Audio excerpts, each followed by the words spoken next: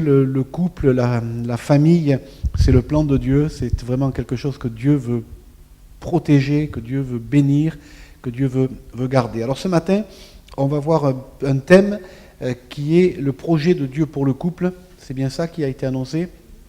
Oui. Et cet après-midi, on verra au secours, je suis marié à la mauvaise personne. Alors le projet de Dieu pour le couple, eh bien, on va tout simplement le trouver dans le livre de la Genèse. Et je vous invite à faire la lecture avec moi, Genèse chapitre 2. Et nous lirons à compter du verset 18.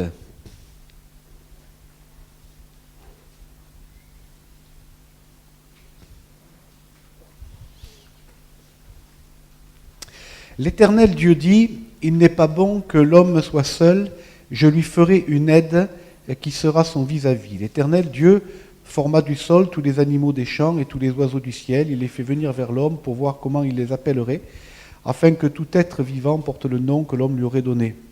L'homme donna des noms à tout le bétail, aux oiseaux du ciel et à tous les animaux des champs, mais pour l'homme, il ne trouva pas d'aide qui fût son vis-à-vis. Alors l'Éternel fit tomber un profond sommeil sur l'homme qui s'endormit. Il prit une de ses côtes et referma la chair à sa place. L'Éternel, Dieu forma une femme de la côte qu'il avait prise à l'homme, et il l'amena vers l'homme. Et l'homme dit, « Cette fois, c'est l'eau de mes os, la chair de ma chair. C'est elle qu'on appellera femme, car elle a été prise de l'homme. C'est pourquoi l'homme quittera son père et sa mère, s'attachera à sa femme, et ils deviendront une seule chair. L'homme et sa femme étaient tous les deux nus, ils n'en avaient pas honte. Le serpent était le plus rusé de tous les animaux des champs que l'Éternel Dieu avait fait. » On continuera la lecture plus tard, mais on va déjà s'arrêter sur ces quelques versets pour en tirer un enseignement pour nous. Adam est là dans le jardin, et on ne sait pas vraiment pourquoi, mais Dieu dit il n'est pas bon que l'homme soit seul. Peut-être qu'il a remarqué une baisse de morale chez Adam à un moment donné. Il tourne en rond dans son jardin, il se gratte le dos contre les arbres, je ne sais pas. Enfin, toujours est-il qu'il y a un problème, il y a quelque chose qui ne va pas. Et Dieu dit, c'est pas bon que l'homme soit seul. On remarque quand même quelque chose ici, c'est que Adam est dans une situation exceptionnelle, il est dans un environnement exceptionnel, il a une relation exceptionnelle avec Dieu, et cependant ça ne suffit pas. Ça ne suffit pas à l'homme. On ne peut pas vivre que de la nature, et même une relation exceptionnelle avec Dieu semble ne pas compléter totalement le bonheur d'Adam. Puisque Dieu dit c'est pas bon, il faut rajouter quelque chose. Donc, et ce que Dieu va faire, c'est quelque chose qui va, en quelque sorte, remplir et qui doit remplir pleinement la vie d'Adam. Et on remarque aussi que c'est Dieu qui prend l'initiative. C'est Dieu qui se rend compte que ça ne va pas, c'est Dieu qui constate que ça ne va pas, et il va prendre une initiative concernant Adam. Je crois que pour nous, chrétiens, enfants de Dieu, c'est bien, alors que peut-être qu'ici certains ont un projet de mariage, que ce soit Dieu qui prenne les initiatives aussi dans nos vies. Il faut mettre Dieu au centre de votre projet de mariage, si vous en avez un, ou si vous cherchez un conjoint, une conjointe. C'est bon que Dieu soit au centre de ces choses. Mon expérience pastorale, c'est que beaucoup de jeunes gens que nous avons amenés à Christ, et de jeunes filles que nous avons amenées à Christ, nous avons baptisées, que nous avons, qui ont suivi la vie de l'Église, ceux qui ont fait naufrage, quant à la foi, ils l'ont fait à 90% à cause d'un mauvais mariage, à cause d'un choix dans lequel Dieu n'a pas été consulté, un choix dont Dieu n'a pas été à l'initiative. C'est sûr qu'il y a là une décision tellement majeure pour notre vie que c'est bon que ce soit Dieu qui prenne pour nous l'initiative. C'est bon que nous mettions vraiment Dieu au centre de ce projet. Alors, c'est Dieu qui décide. Et qu'est-ce que Dieu décide? Il dit, dans notre version, il dit, je lui ferai une aide semblable à lui. Je lui ferai une aide semblable à lui. Il y a dans ce verset beaucoup de choses très, très intéressantes. Tout d'abord, on peut s'arrêter sur le rôle de la femme. Dieu dit, je vais lui faire une aide. Quand on regarde le mot dans le texte hébreu, c'est un mot très particulier. C'est le mot Ezer. E-Z-E-R. Ça vous rappelle quelque chose? Rien? Oui. Ouais. Ebenezer aussi. Hein? Ezer. C'est le mot Ezer. Ce mot Ezer est utilisé dans la parole de Dieu 4 ou 5 fois. Et chaque fois qu'il est utilisé, à l'exception d'ici, de ce texte-là, il est utilisé par rapport à Dieu. C'est-à-dire, par exemple, le psaume 46, l'Éternel est un secours qui ne manque jamais. L'Éternel est un Ezer qui ne manque jamais. Dans l'autre psaume aussi, le 121, où il est dit, le Ezer me vient de l'Éternel. Je lève les yeux vers les montagnes. D'où me viendra le Ezer, le secours? Le secours me vient de l'Éternel. Alors, il est toujours utilisé, sauf dans notre texte ici, pour définir Dieu. Comment Dieu intervient vis-à-vis de nous, comme un secours. Il est étonnant que M. Louis II ait traduit dans notre texte le même mot par aide, alors que pour Dieu, il l'a toujours traduit par secours. Moi, je crois que c'est une erreur. Dieu dit ici, je vais placer un secours à côté de l'homme. Parce que le mot aide, il a donné lieu à beaucoup de digressions. Une aide, après tout, c'est quelqu'un qui fait ce qu'on n'a pas envie de faire. Une aide, ça peut être une aide de camp, et puis ça peut vite devenir une servante, et ça peut vite arriver à être une esclave. Or, ce n'est pas l'idée du mot. L'idée du mot, c'est le Ezer, c'est le secours, comme Dieu nous secourt. Mesdames, mesdemoiselles, vous êtes appelés à être dans votre foyer le secours de votre conjoint. Un secours à l'image du secours de Dieu pour nous. Comment Dieu nous secourt-il? Avec patience, avec tendresse, avec fidélité, avec justice. Le secours de Dieu ne manque jamais. Et c'est cela le rôle auquel vous, mesdames, Dieu vous appelle, à être un secours. Ça veut dire aussi quelque chose d'important, que l'homme a besoin d'être secouru.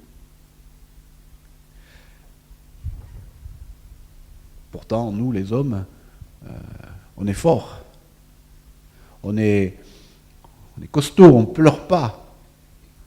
On passe à travers les tempêtes, on ne baisse pas les chines, on est des hommes après tout. Nous, besoin d'être secourus? Non, non, je vais m'en sortir tout seul, je vais tout faire tout seul. Mais ce n'est pas ce que dit Dieu dès le début. Il dit l'homme, il a besoin d'être secouru. Et je vais placer à côté de lui un secours, qui sera sa femme. Un secours, pas une roue de secours, hein. Juste un secours. Hein. juste. Et c'est bien.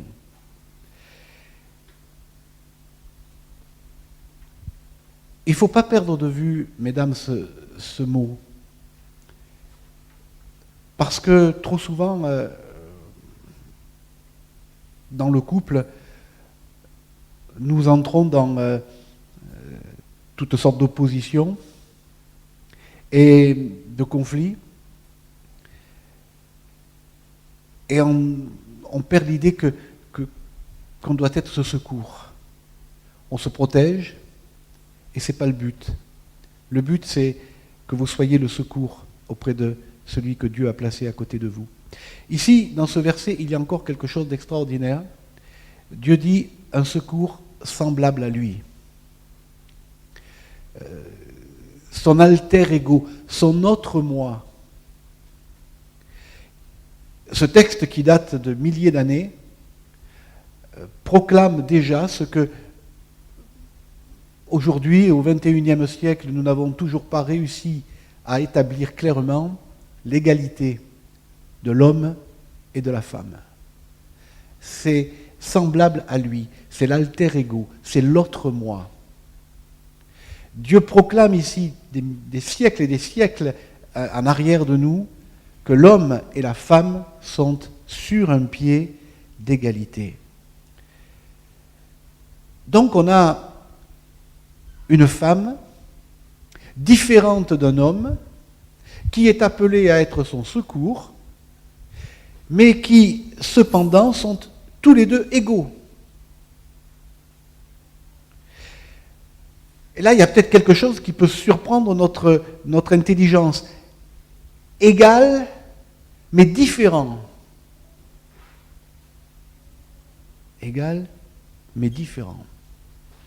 Est-ce que c'est quelque chose de bien possible? Bien sûr. Jésus, par exemple, était égal de Dieu, mais dans son incarnation sur terre, il a été différent. Et il a accepté pour un temps à dépendre de Dieu, mais c'était l'égal de Dieu. Pour revenir à notre jardin, ils sont différents. Adam avait un boulot dans le jardin. Bon, ça ne devait pas être le bagne. Il devait arranger un petit peu les choses. Et puis on voit une différence fondamentale dans le jardin, c'est que Adam donne le nom. Vous êtes d'accord? C'est lui qui va nommer qui va donner le nom. Et celui qui donne le nom, en principe, c'est lui qui a l'autorité. Si vous avez un chat ou un chien, c'est vous qui l'avez baptisé.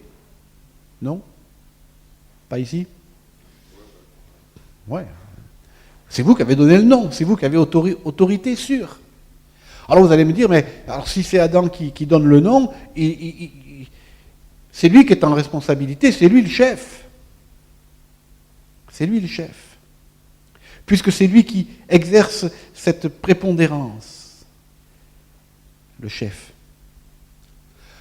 En plus, cette idée de chef, ça tombe bien parce qu'on la retrouve dans la Bible.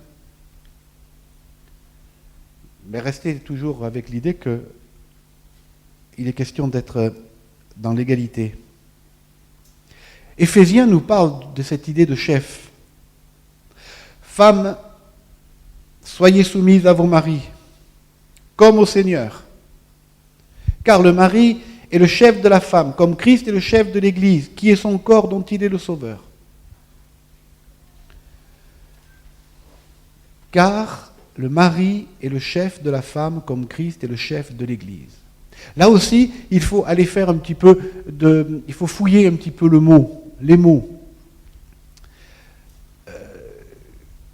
Ce mot chef, est-il bien approprié? Quand on regarde le mot grec qui a donné chef sous la plume de Louis II, on découvre un mot très intéressant. Ce mot, c'est le mot képhalé. Ça vous inspire quelque chose? la tête. Ceux qui ont des céphalées savent de quoi je parle. C'est le mot képhalé. C'est la tête. Et on aurait très bien pu traduire que Dieu est la tête de Christ, Christ est la tête de l'homme, l'homme est la tête de la femme. Mais ça change tout. Parce que si le mot aide peut devenir esclave, le mot chef peut devenir commandant. Or, ce n'est pas ce mot-là exactement, c'est le mot tête. Et dans ce mot tête, quelle est la signification de ce mot?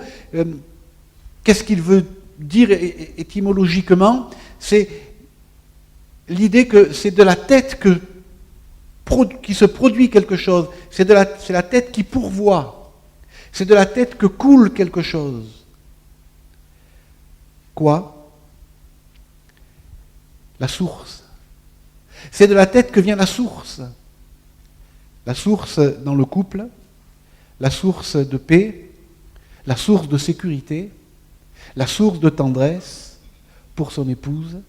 C'est le rôle de l'homme, c'est le même rôle que Jésus a pour l'homme, que Dieu a pour Jésus, que l'homme doit avoir pour sa femme, celui de tête, non pas dans le sens d'un chef autoritaire et suprême, mais dans le sens que c'est lui, sa responsabilité, c'est de lui que doit jaillir dans sa famille toute la sécurité de sa maison, l'amour pour sa maison, la tendresse pour son épouse. C'est de lui, dans le plan de Dieu, que doit jaillir toutes ces choses pour la famille. Alors, on voit ici qu'on a deux mots qu'il faut vraiment bien s'approprier. D'un côté, le mot « ézer » pour vous, mesdames, qui est ce mot « secours », placé comme être un secours pour un homme qui en a besoin. Et puis pour l'homme, il y a ce mot « képhalé », la tête, qui est la source d'où doit provenir tellement de bonnes choses pour sa famille. Et je rajouterai que quand nous sommes, nous les hommes, une source, la question tellement suscitée par le verset que la femme soit soumise à son mari ne se pose plus. Parce que quand le mari est une source, c'est avec bonheur et délice que l'épouse met la tête sur son mari et lui dit « Je te suis où tu veux ». Mais si nous ne sommes pas des sources, là nous entrons dans une crispation. Là nous entrons dans une opposition. Et si nous voulons que nos épouses nous respectent, le seul chemin, c'est d'être une source, c'est d'être une tête. Alors elle rentrera pleinement dans son rôle de secours. Et tout le monde en sortira gagnant.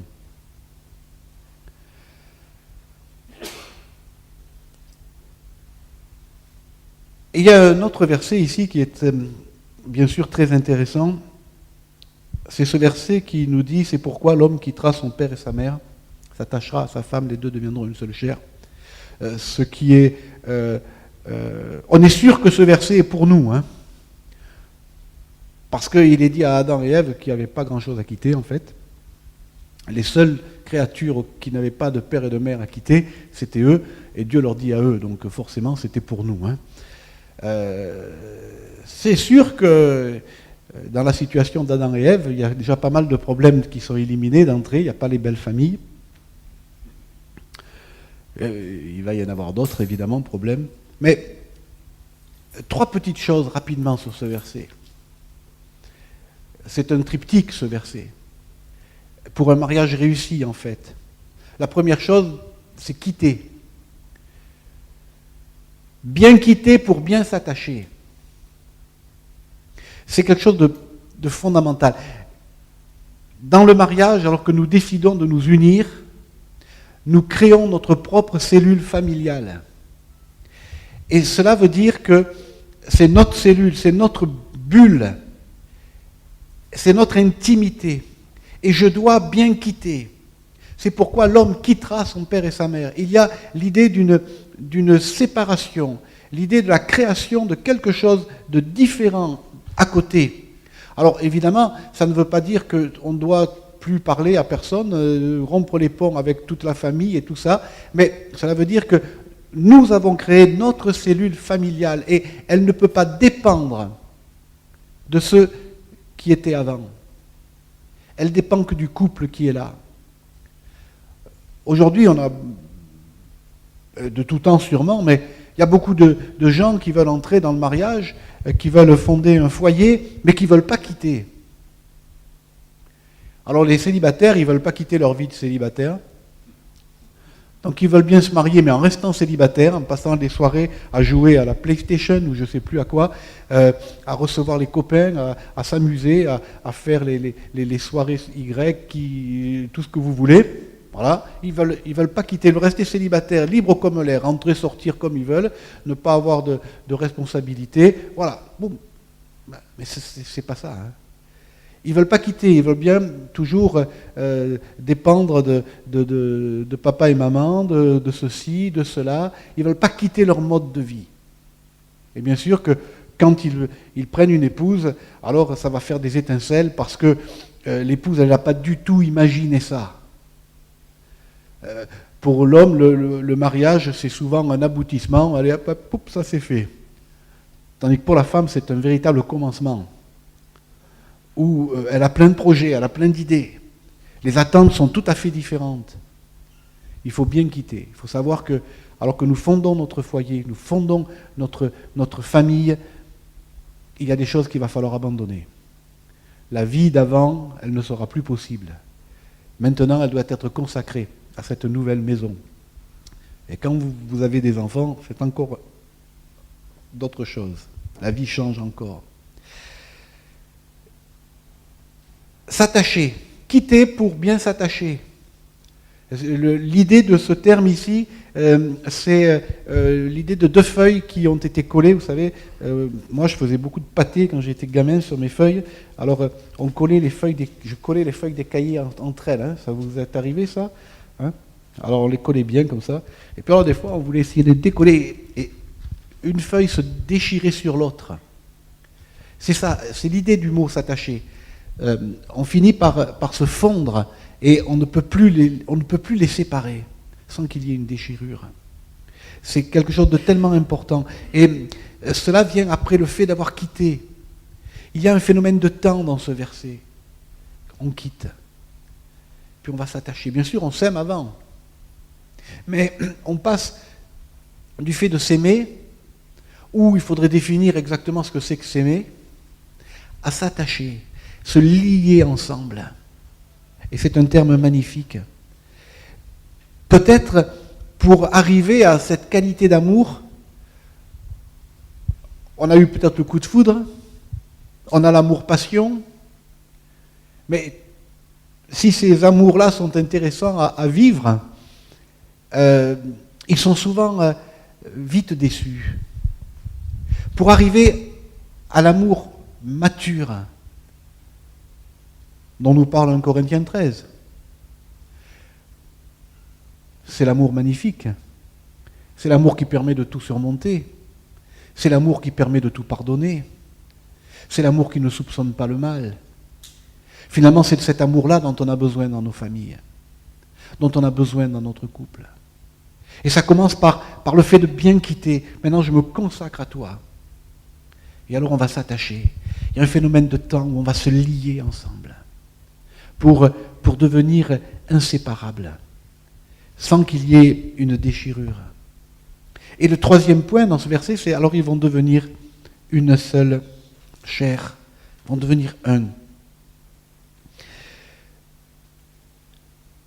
Vous savez que ce verset, il est mentionné 6 fois dans la parole de Dieu. C'est un des versets qui revient le plus souvent dans l'Écriture. Devenir un. Cela nous parle de l'union des sentiments, de l'âme. Cela nous parle de l'union spirituelle, de l'esprit.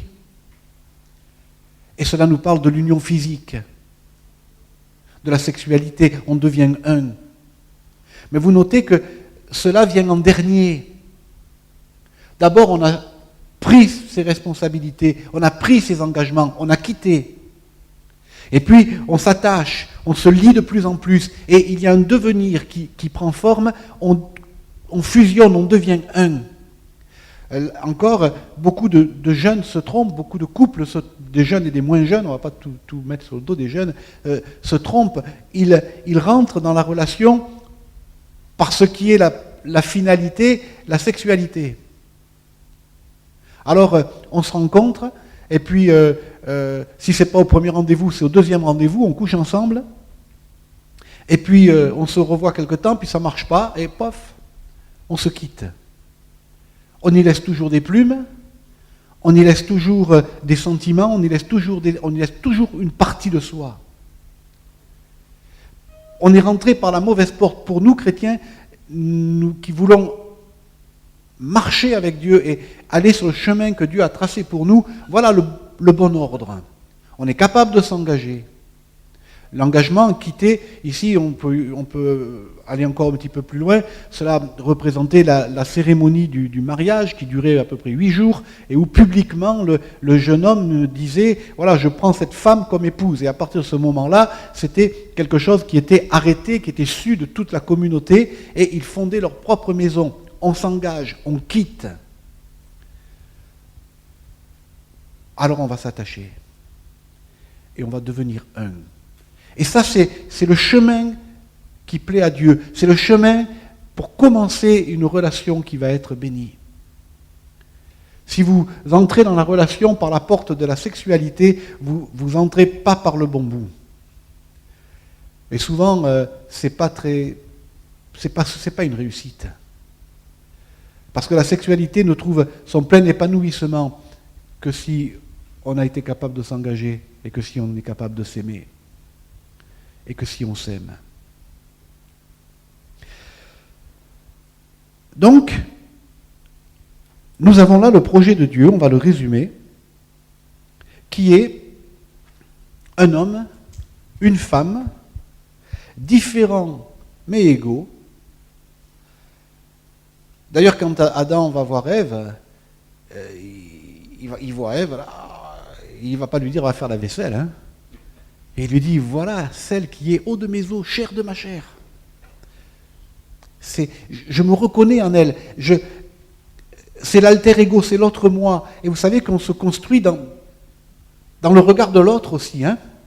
Et Adam, il ne s'était jamais vu. Et là, il voit quelqu'un qui lui renvoie une image. Et il va se construire. Donc on a un homme, une femme, ils sont différents, mais ils sont égaux. Elle est placée là comme un secours, et lui, on a appris qu'il doit être la source. Et ce qui est intéressant, c'est qu'ils sont dans ce jardin, ils sont nus, ils sont sans honte, ils sont sans peur, ils sont transparents l'un vis-à-vis de l'autre, ils n'ont rien à cacher, il n'y a pas de péché. Voilà le projet de Dieu pour le couple. C'est un beau projet, non ? Vous ne trouvez pas ? Défini dans ces derniers mots-là, où ils sont nus, ils n'en avaient point honte. On n'a rien à cacher à l'autre. Il n'y a pas de pression. Il n'y a pas il n'y a rien qui vient faire des interférences. Et puis, chose importante, ils ne connaissent pas la honte. Ils sont dans un bonheur total dans ce jardin.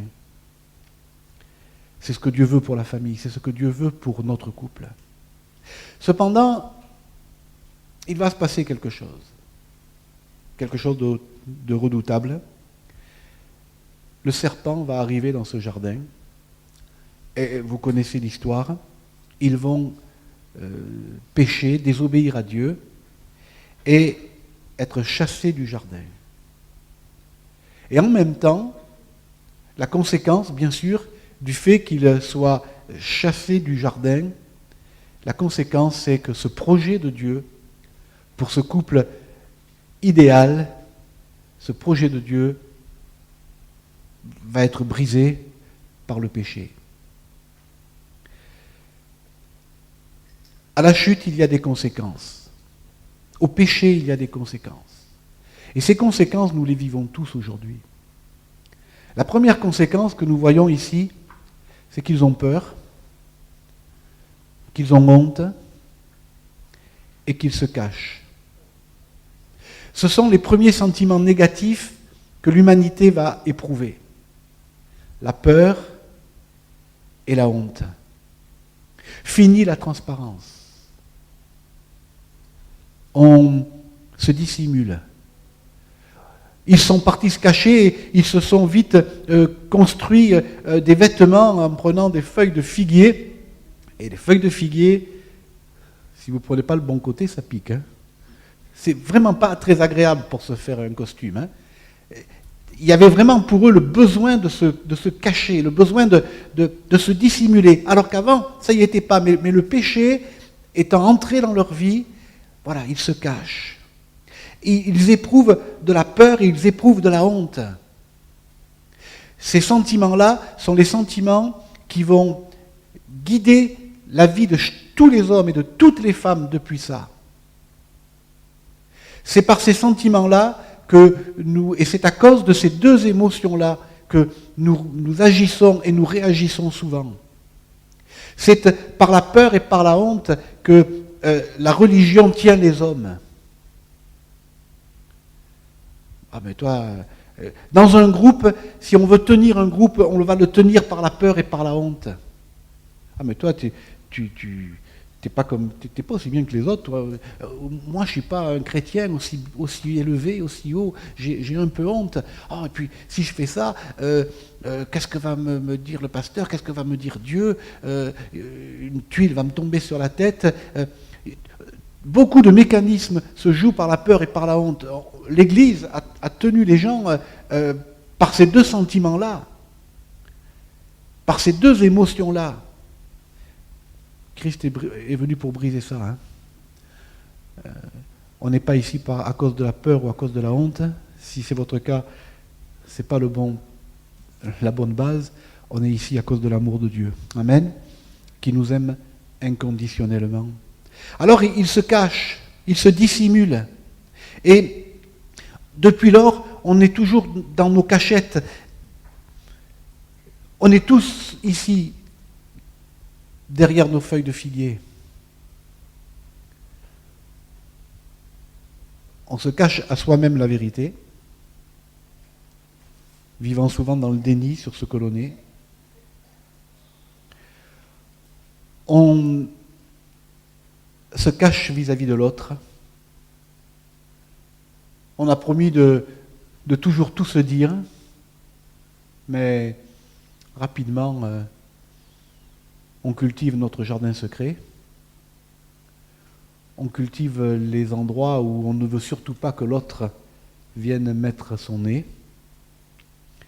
On garde nos hontes et on garde nos peurs. On vit à côté, mais on se protège. Moi, j'étais étonné de voir le nombre de fois où dans des entretiens, où on voit des couples, et quand l'un ou l'autre commence à s'exprimer, en particulier quand le mari commence à s'exprimer, la femme qui souvent est offusquée dit « Mais ça fait 20 ans qu'on est ensemble, je ne savais pas que tu pensais ça, moi. » « Hey, mais je ne te connaissais pas comme ça. Tu penses vraiment ça ?» C'est arrivé combien de fois? Parce qu'on se cache. On se dissimule. On se protège. Et on cache aussi à Dieu. On se cache à soi-même. On est dans le déni vis-à-vis de soi-même. On se cache vis-à-vis de l'autre. Et on se cache vis-à-vis de Dieu. Il en faut beaucoup. Je ne prends pas les pasteurs pour Dieu, mais il en faut souvent beaucoup pour que un couple qui va mal aille voir le pasteur. On intervient toujours dans une situation de crise aiguë. Et c'est dommage. Parce que c'est beaucoup plus difficile de soigner la crise aiguë que de remettre un couple sur le rail quand ça commence, quand on sent que les choses ne commencent à pas aller. On se cache vis-à-vis de Dieu. On croit qu'on se cache, mais en fait, évidemment, Dieu connaît toutes choses. La peur et la honte s'installent dans notre vie. Ce qui fait que notre maison, finalement, devient peut-être petit à petit juste un hôtel.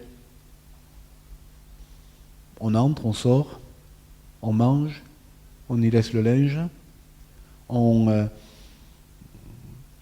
est de passage, on ne se livre pas. Mais notre maison, ce n'est pas appelé à être un hôtel, une laverie, c'est appelé à être un foyer. Ça nous parle de chaleur, ça nous parle de communion, ça nous parle de mettre les choses en commun. On ne peut pas simplement communiquer comme ça par SMS, par petit message. Non, non. La maison est faite pour que nous puissions véritablement ouvrir notre cœur. La deuxième chose qui découle de la chute, c'est la perte de la responsabilité. Dieu dit, qui t'a montré que tu étais nu? As-tu mangé de l'arbre dont je t'ai commandé de ne pas manger?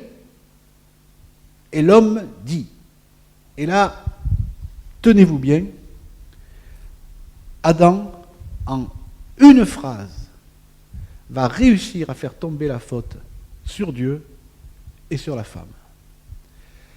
C'est la femme que tu m'as donnée. Rappelle-toi, c'est toi qui es à l'initiative. C'est la femme que tu m'as donnée, qui m'a donné de l'arbre, et comme un gros ballot, j'en ai mangé. Ça, il ne le dit pas, mais c'est ce que retiendra l'histoire. C'est pas ma faute.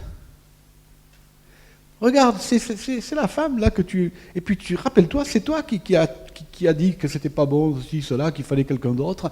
Eh ben voilà le résultat. C'est pas moi. C'est elle et c'est toi.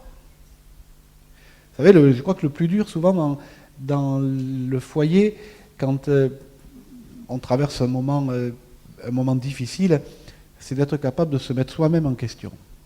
Et je dis souvent, avant de commencer, souvent on rencontre les couples sur quand ça va mal, on rencontre les couples sur plusieurs mois, et la première chose que je dis aux couples que j'ai en face de moi, c'est la première chose qu'il faut que vous assimiliez, c'est que ce n'est pas l'autre qui doit changer, c'est vous. Posez-vous la question, qu'est-ce que moi je peux changer? Et ici, lui, il est dans le déni complet, Adam. Il reporte tout, il ne prend plus de responsabilité. C'est plus. Et alors, Dieu, évidemment, va se tourner vers la femme, et la femme, elle va dire, ah ben c'est pas moi, c'est le serpent. C'est le serpent. Qu'est-ce qu'il fait dans le jardin, ce serpent? Hein? C'est le serpent, c'est pas moi. Alors Dieu, il se tourne vers le serpent, et alors, et toi, qu'est-ce que tu as à dire? Bon, lui, il n'a personne derrière lui, il va prendre la totale, mais en attendant, vous voyez, hop, tout le monde se déresponsabilise. On n'assume plus, on accuse l'autre. Il y a des choses qui me font bondir quelquefois, hein. Souvent, les gars, ils viennent me voir et me disent « Ah, pasteur, j'en peux plus, vous savez, j'ai pété un plomb. » T'as pété un plomb? Bah, dis donc. Ah, je vais exploser. Je vais ici.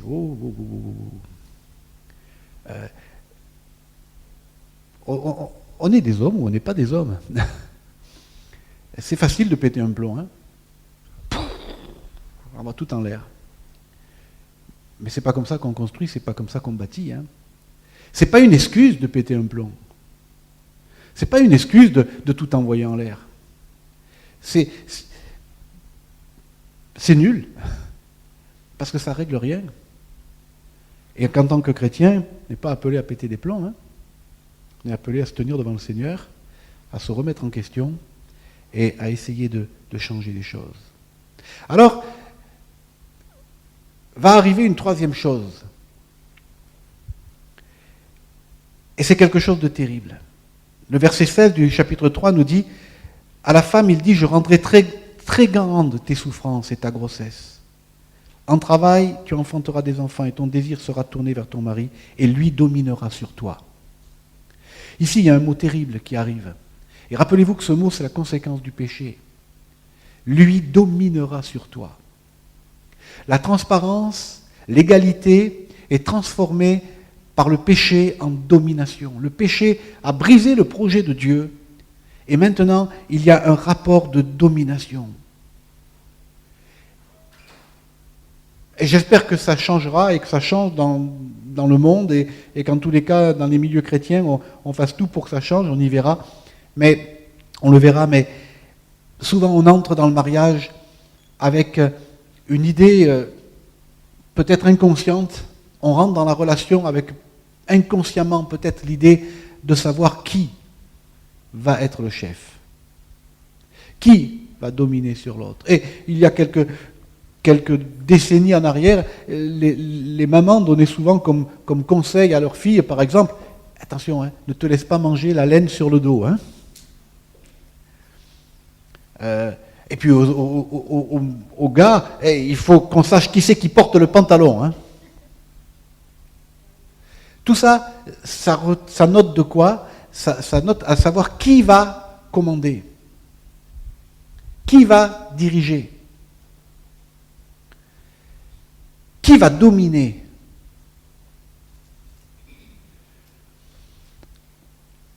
Ma fille qui a 7 ans, là, et il y a une grande question qui l'a taraudée depuis quelque temps, et elle m'a posé la question plusieurs fois. Papa, qui c'est qui commande à la maison? Qui c'est le chef à la maison? J'ai dit, chérie, il n'y a pas de chef. Mais c'est toi qui... Non, avec ta mère, on prend les décisions ensemble, et puis voilà, il n'y a pas de souci, ça fonctionne comme ça. Alors ça l'a un peu interpellé, parce que peut-être on a inconsciemment besoin de savoir qui commande, mais dans la maison, dans le foyer, on prend tous ses responsabilités et on assume tout ensemble. Et il n'y a pas quelqu'un qui, en tous les cas, la domination, ici, nous découvrons qu'elle vient après le péché. La domination, il y a plusieurs façons de dominer. Il y a la domination par la peur. On fait régner la peur dans sa maison.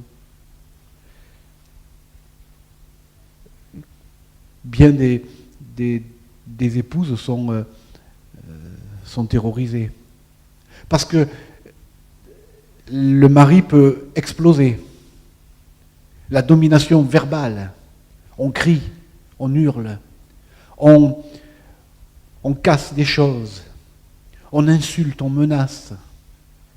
C'est une domination.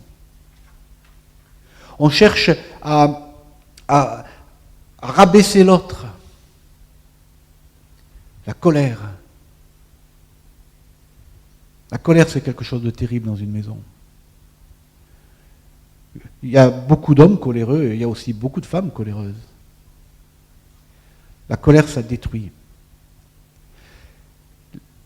Si quelqu'un ici a un problème avec la colère, il faut le régler. Hein. Si votre épouse sait que la moindre discussion peut finir par une colère, ne vous étonnez pas que chez vous, ça ne parle pas. Parce qu'au bout d'un moment, elle va se taire. Elle ne va plus aborder les sujets qui pourraient pourtant rendre votre couple bien meilleur. Parce qu'elle a peur de votre réaction. Oh, la colère, c'est vite fait, la colère c'est comme un coup de fusil. Et souvent, celui qui se met en colère, pof, c'est comme un ballon qui se dégonfle. Hein, puis il redevient tout naturel.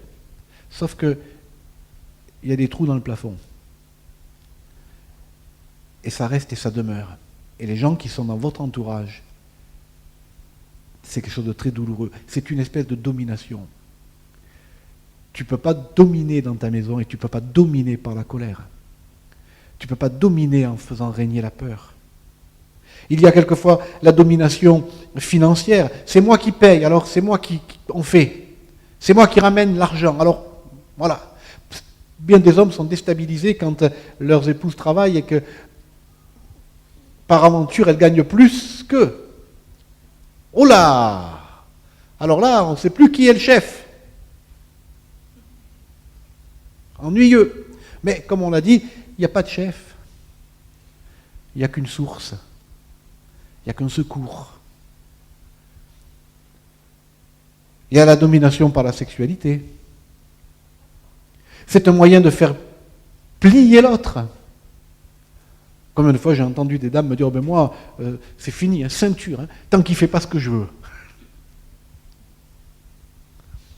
Ben, je vais vous dire, ça ne peut qu'aggraver la situation. Hein. La domination. On peut tous se poser la question, par quel moyen est-ce que j'essaye de dominer? Par quel moyen?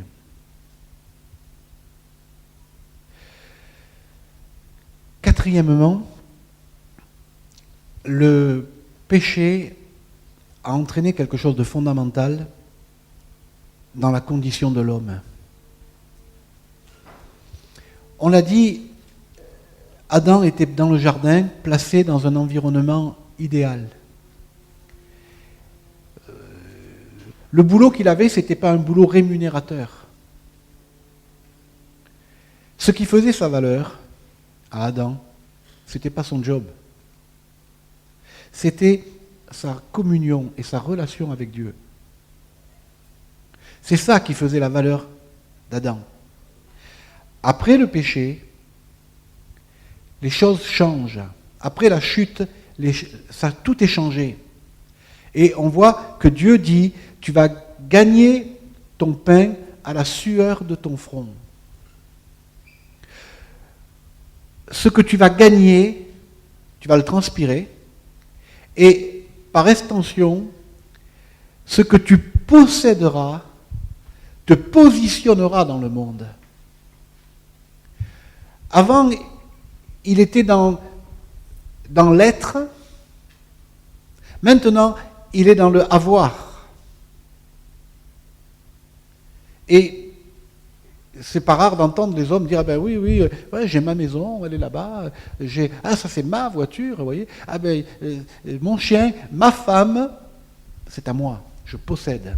J'ai mon job et voilà, et je gagne tant et je suis reconnu à cause de mon niveau social. Je suis un homme à cause de mon niveau social. C'est pourquoi beaucoup d'hommes entrent en dépression lorsqu'ils perdent leur travail. Parce que c'est plus que la perte d'un travail pour eux. C'est la perte de leur identité, de leur reconnaissance, de leur autorité en tant qu'homme. J'ai dans les couples que je suis, j'ai un couple, et lui c'est un gars très brillant, c'est un biologiste qui a travaillé des années aux États-Unis, qui a fait plein de communications, de brevets, c'est un gars. Et puis sa femme, elle ne se plaisait pas aux États-Unis, elle n'arrivait pas à s'adapter à la vie, donc contre son gré, ils ont décidé de rentrer en France et il a commencé à rechercher un travail dans son milieu en France et il n'en a pas trouvé. Donc 1 an, 2 ans, les ressources commencent à ne plus être là. Il décide de quitter le nord de la France pour descendre dans le Midi. Il y a ses parents à lui qui peuvent éventuellement les aider, héberger. Donc il s'installe dans une maison. Elle commence à trouver du travail. Elle fait tout ce qu'elle trouve. Et lui, il ne trouve pas de travail. Il va finalement faire un petit peu le manutentionnaire à droite, à gauche pour rentrer quelque chose. Puis il est dégoûté, il arrête et il est au RSA ou quelque chose comme ça depuis des années. Et tout doucement, qu'est-ce qui se passe?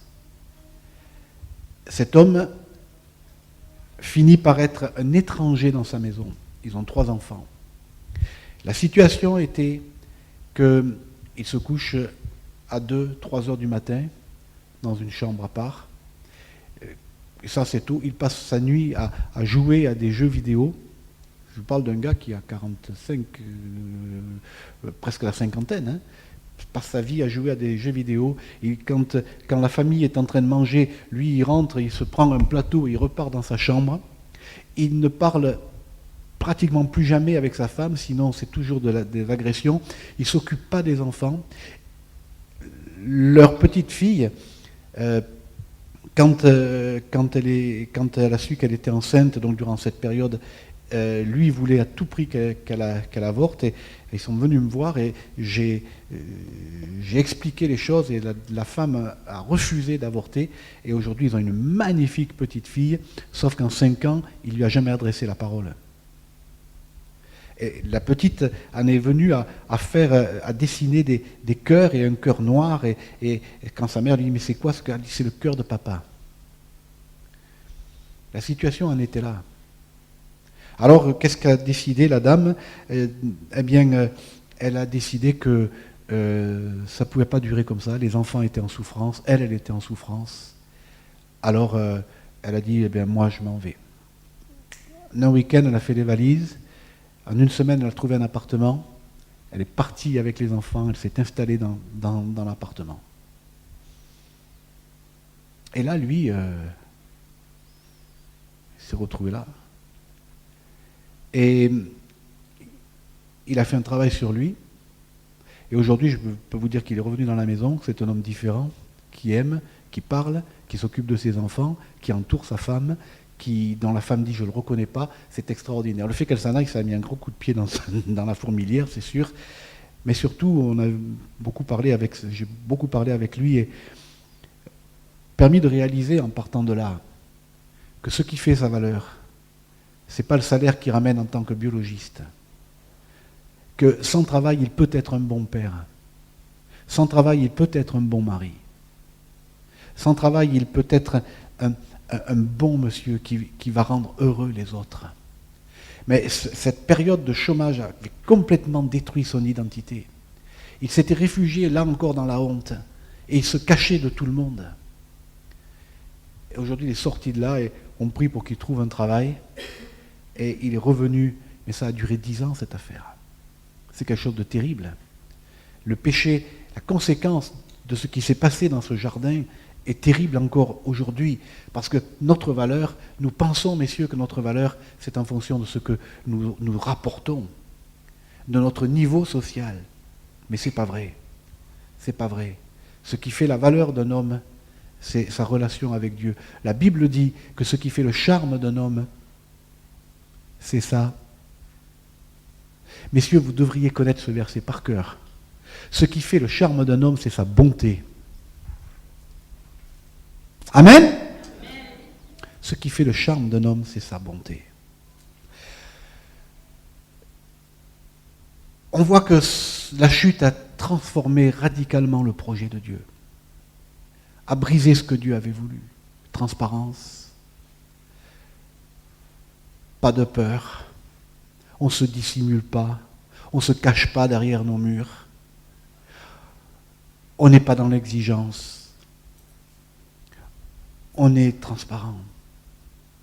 On va rentrer après le péché dans un monde de domination, de conflit, de lutte, de pouvoir, de peur et de honte, où finalement chacun va chercher à tirer la couverture à soi. Mais ça, ce n'est pas le projet de Dieu. Ça, ce n'est pas ce que Dieu veut. On a beaucoup de couples où c'est maintenant l'exigence qui domine, où on se sent agressé, attaqué. Alors, le monsieur se sent agressé, attaqué. Alors, il se cache. Il monte un mur toujours plus haut. Il se dissimule toujours plus. Alors, la dame, elle tire des boulets toujours plus gros et toujours plus haut. Alors, on monte des murs toujours plus gros et toujours plus haut. Et on finit par devenir des étrangers. Ce n'est pas ce que Dieu veut. Dieu veut que nous revenions à son projet. Dieu veut que nous revenions au projet initial. Et il n'y a qu'un seul moyen pour revenir au projet initial. C'est de se replacer devant la croix de Jésus-Christ. Qui, lui, pardonne le péché. Qui, lui, nous ramène dans le jardin d'Éden, si je peux dire. qui lui lave notre cœur et nous permet de faire un bond en arrière et de revenir dans ce que Dieu voulait. Pas de peur, pas de honte, pas de domination. Une valeur qui n'est pas la valeur financière de ce que je gagne. Une valeur qui est celle de ma relation avec Dieu. Une valeur qui est celle de la source que je dois être, et non pas du chef, du commandant, qui cherche à s'imposer. Une valeur qui n'est pas une femme qui, pensant sauver son foyer et sa vie, entre toujours plus dans l'exigence, mais qui est un secours, qui tend la main, qui soigne, qui apporte de l'apaisement à un homme qui tente d'être une source et qui peut y arriver avec la grâce de Dieu. Mais pour ça, mes amis, il faut revenir à la croix. Il faut simplement se remettre devant le Seigneur et dire « Seigneur, j'ai failli à ton projet. Je ne suis pas devenu ce secours. Aujourd'hui, je suis peut-être une femme aigrie, une femme exigeante, jamais satisfaite. J'ai de bonnes raisons pour ça, Seigneur. Oui, c'est sûr, c'est sûr. Monsieur, tu peux dire, je ne suis pas une source, je ne suis pas devenu ça. Je suis déçu. Je suis replié sur moi-même. Je suis derrière mes défenses. Mais je voudrais en sortir. Mais je voudrais entrer dans ce que toi tu as prévu. Je voudrais entrer dans ce projet magnifique de Dieu. Alors Seigneur, viens, efface le péché. Viens, efface mes erreurs. Je te demande pardon. Je demande pardon à mon épouse, je demande pardon à mon époux. Mais Seigneur, c'est à la croix que ça se traite. C'est à la croix de Jésus-Christ que les choses se règlent. Sur l'autel de la prière ensemble, où on laisse le Saint-Esprit examiner son cœur et dire là, t'as fait faux. Dans un couple, je crois que on ne peut pas dire que la faute est à 90 ou 100% à quelqu'un, c'est pas vrai. On a tous des responsabilités, il faut les prendre. On est tellement intervenants l'un sur l'autre. Si moi je vais par là, l'autre va aller par là. Et vice-versa.